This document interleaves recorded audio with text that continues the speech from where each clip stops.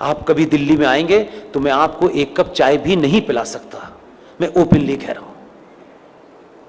इसलिए मुझे तकलीफ इस बात की है कि इस युद्ध में जो कुछ जीत करके हम आगे भी लाते हैं, लोगों की उदासीनता, लोगों का सोना, कभी कभी ये मायूस करता है हमको कि हम इस लड़ाई के लिए भी आपसे कुछ नहीं मांगते हैं, न किसी पे एहसान करते हैं।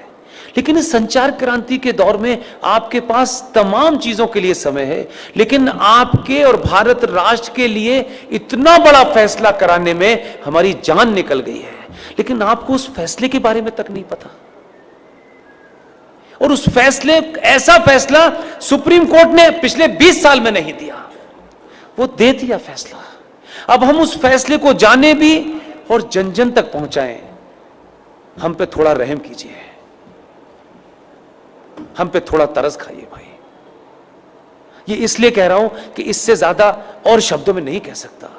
2018 में सुप्रीम कोर्ट के अंदर जस्टिस अरुण मिश्रा जी, जस्टिस अमिताभ राय साहब इतना बड़ा फैसला दिया है, लेकिन उसकी 90% लड़ाई मुझे और आपको लड़नी है।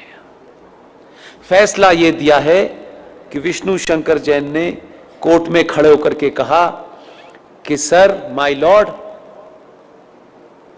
देश के स्टेशन हो, बस स्टैंड हो, सड़क हो, एक्सप्रेसवे हो, जितनी भी सार्वजनिक जगह हैं इस देश में, हर सार्वजनिक जगह के ऊपर मस्जिदें बनी हुई हैं, मज़ारें बनी हुई हैं और बेतहाशा बनी हुई हैं। सड़कों के बीचों बीच में पीर बाबा मर गए हैं, कहीं स्टेशन पे मर गए हैं, कहीं छत पे मर गए हैं, यानी फ्लाईओवर तक पे भी पीर बाबा मरे हैं। ये भारत के सार्वजनिक और सरकारी जमीन के ऊपर एक जिहाद चल रहा है ताकि कोई भी इनके खिलाफ न बोल सके। सुप्रीम कोर्ट के दोनों जजों ने हमारी पिटीशन को सुना और लंबी चौड़ी बहस नहीं की। हमारे सामर्थ्य के और हमारी जितनी ताकत थी, आप सोचिए कि हम किन किन चीज़ों से घिरे हुए हैं, उसके बावजूद भी यहाँ मज़ार है, वहाँ मज़ार है, इसका डॉक्यूमेंटेशन करने में हमने जितनी ताकत लग सकती थी लगाई। लेकिन हमारे पास ना इतना पैसा है कि हम देश में घूम घूम के यही काम करें। सुप्रीम कोर्ट ने एक फैसला दिया और फैसला क्या कहा है, उन्होंने रास्ता नहीं छोड़ा, इसमें अब कोई नया एंगल नहीं हो सकता। 2018 में माननीय जज साहब जस्टिस अरुण मिश्रा जी, माननीय सुप्रीम कोर्ट के जज साहब अमिताभ राय साहब ने ये कहा है कि राज्य सरकारें पूरे देश में अपने अपने स्टेट में जहां भी सरकारी जमीन पर इल्लीगल स्ट्रक्चर बने हैं, उन्हें तत्काल प्रभाव से डिमोलिश करें और इसकी रिपोर्ट हाई कोर्ट में जमा करें। यह ऑर्डर सनातनियों को नहीं पता, यह भी कोई जिहादी आपको बताने आएगा। आपको अपने फायदे की भी चीज पता नहीं है, शत्रु का भी पता नहीं है भाई, तो कैसे समझाएं? घर घर जाके समझाने की हमारे पास ताकत नहीं है। इसके लिए मैंने अभी हल्द्वानी के अंदर एक मुहिम शुरू की और आपके यहां आने से पहले कर्नाटक में बीदर में रात के 1 बजे सभा में मैंने कहा, और आपसे विनती करता हूं, आप अगर कहें तो हाथ जोड़ दो, मैं हाथ भी जोड़ने के लिए तैयार हूं कि पुष्पेंद्र कुलश्रेष्ठ, क्योंकि वही एक चीज वेरीफाइड है और वेरीफाइड नहीं है। आप अपने शहर में जाएं, पिकनिक पे जाएं, आपको इतनी सेल्फी लेने की आदत है, अच्छी बात है। जहां भी जाएं, मज़ार आपको, मस्जिद आपको सड़क पे कहीं नजर आए, कार बराबर में रोकिएगा, उसके साथ बैठ कर के एक सेल्फी लीजिएगा। आपकी तस्वीर हो उस मज़ार की, उस मस्जिद की जो सार्वजनिक स्थलों पे बनी हुई हो, उसकी सेल्फी लेकर के मेरे फेसबुक अकाउंट पर पुष्पेंद्र कुलश्रेष्ठ वेरीफाइड पर पोस्ट इसलिए कर दीजिए कि उसी का प्रिंट आउट निकाल करके हमको कोर्ट में जमा करना है। इतना आप करेंगे तो ये कम से कम, मैं ये मानता हूं, बहुत बातें मैंने कही, बहुत आपने सुनी, पहले भी सुन चुके। बहुत लंबी लड़ाई है। जो लड़ाई हमारे सामने है, जिसमें हम जीत गए हैं, उसको लागू करने के लिए कल हमारी 16 जनवरी को प्रयागराज कोर्ट में डेट है। हम सड़क पे चलते चलते ये भी कर रहे हैं। इतनी तो कम से कम आप भूमिका निभा सकते हैं, अपने लोगों से कहिए निभा सकें। और इन तमाम सारे अकाउंट्स, चाहे वो पुष्पेंद्र पुलसिस वी सपोर्ट का हो या ट्विटर का अकाउंट हो, पुष्पेंद्र AMU मेरा ट्विटर का अकाउंट है, इस पे आप जब चीज शेयर करते हैं तो मेरे तक पहुंचती है, मैं उसको हैंडल करता हूं। और पुष्पेंद्र Delhi 01 ये मेरा प्राइवेट पर्सनल ईमेल है। आपके मन में कभी कोई सवाल हो तो इस पे लिखेंगे, तो देर सवेर 4 दिन 5 दिन के बाद मैं जवाब दूंगा।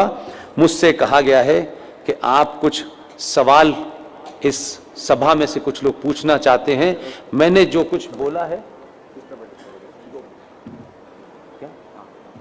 जो भी कुछ सवाल जो मैंने बोला है, जनरली लोग सवाल ये पूछते हैं कि मोदी जी भारत राष्ट्र कब बनाएंगे, तो ये मोदी जी से पूछिए या उनके प्रवक्ताओं से पूछिए। मैंने जो भी कुछ बोलता हूं, जो भी कुछ कहा है, उसमें कोई बात आपको अगर प्लस माइनस हो रही हो, थोड़ा कंफ्यूजन हो रहा, आप मुझसे पूछें, मैं यहां हूं, मैं आपको और क्लियर कर दूंगा। राइट? सवाल पूछने से मत झिझकिए। सर सवाल थोड़ा शॉर्ट रखें, हाथ ऊपर उठाएं, वॉलंटियर आपके पास आएंगे। No counter arguments please and very short. आप कोई पोएम या कोई वो मत बोलिएगा please, and point to point जैसे साहब ने रिक्वेस्ट करी। Thank you.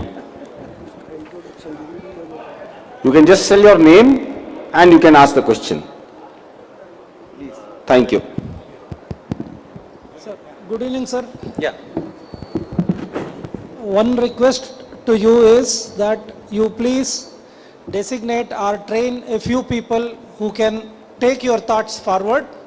That is one request to you. Secondly, please let us know if we want to contribute to your cause monetarily, what is the option? देखिए, मैं मंच से अगर कहना होता तो मैं कह देता।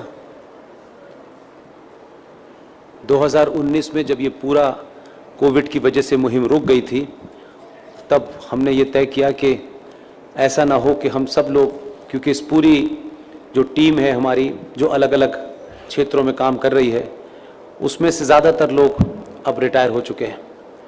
लेकिन एक नेक्स्ट जनरेशन को खड़ा करने के लिए मैं उसे बोरी पे बिछा करके उबले चने नहीं खिला सकता।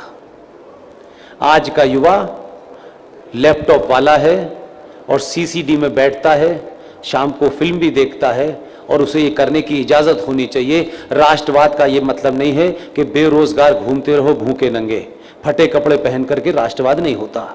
इसलिए उस दौर में हमने कोशिश की कि एक ट्रस्ट बनाएं और उस ट्रस्ट के माध्यम से हम उसको कॉर्पस फंड को बड़ा करें, और जब तक हम रिटायरमेंट वाली पोजीशन में आने लगें तब तक देश में कम से कम 500 युवा खड़े कर दें। और अभी इस मुहिम के तहत कुमाऊं के अंदर एक युवा 22 साल का लड़का, अक्सर आप उसको YouTube चैनल पे हमारे, मैं बीच बीच में बोलने का उनको मौका देता हूं, उसको रूबल पडलिया को हमने खड़ा किया है। एकदम क्लियर है दिमाग में, एक छोटी सी उसने लाइब्रेरी बनाई है।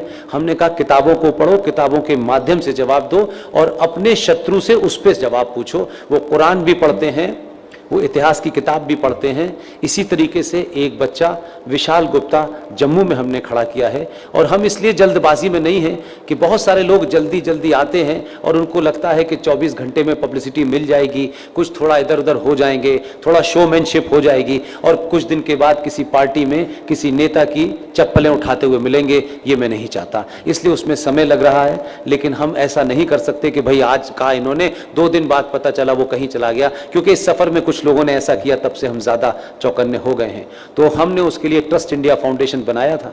अब ट्रस्ट इंडिया फाउंडेशन है, उसको हम सार्वजनिक मंचों से उसके लिए पैसा नहीं मांगते, क्योंकि हमको थोड़ा खराब लगता है, थोड़ा हमारी ईगो भी हर्ट होती है कि हम लोगों की तरह लोगों से कहें, फिर लोग ये सोचे कि साहब इसलिए आप कर रहे हैं।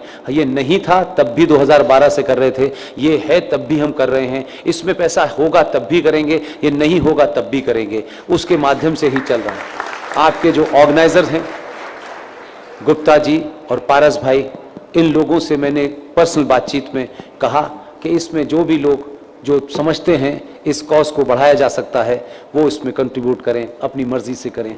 लेकिन ये हम अपने लिए नहीं बना रहे, क्योंकि हमने जब ये शुरू किया था काम तो ये तय कर लिया था कि जो कुछ हमने कमाया है उसी को दाव पे लगाएंगे, चंदा लेकर के राष्ट्रवाद नहीं करेंगे। लेकिन आने वाली पीढ़ी के लिए ये हमको करना पड़ रहा है। इसलिए आपने जो सवाल पूछा है वो वाजिब है आपका, और वही ट्रस्ट इंडिया के माध्यम से हो रहा है और कुछ नहीं हो रहा।